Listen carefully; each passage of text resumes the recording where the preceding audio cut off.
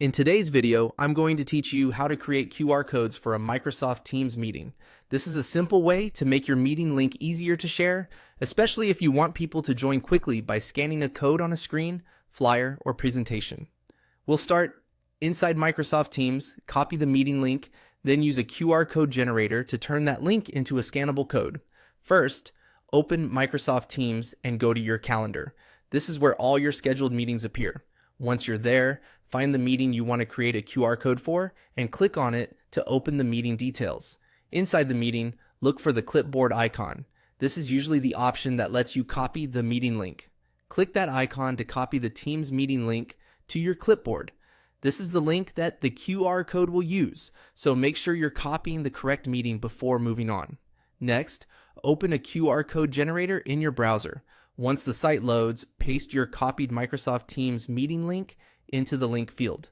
This tells the generator what destination the QR code should send people to when they scan it. Take a quick moment to check that the full link has been pasted correctly, because even a small mistake can cause the QR code not to work properly. After pasting the link, click Save. This prepares the link inside the QR code tool and gets it ready for generation. Then click Create to generate the actual QR code. At this point, the tool will process your meeting link and turn it into a scannable image. Once that finishes, your QR code is ready. You can now use it wherever you need, whether that's for a virtual event, a classroom, an office display, or a presentation slide. Before sharing it broadly, it's a good idea to test it with your phone's camera to confirm that it opens the correct Microsoft Teams meeting link. Depending on the QR code website you're using, you may be asked to enter an email address before downloading or finalizing the code.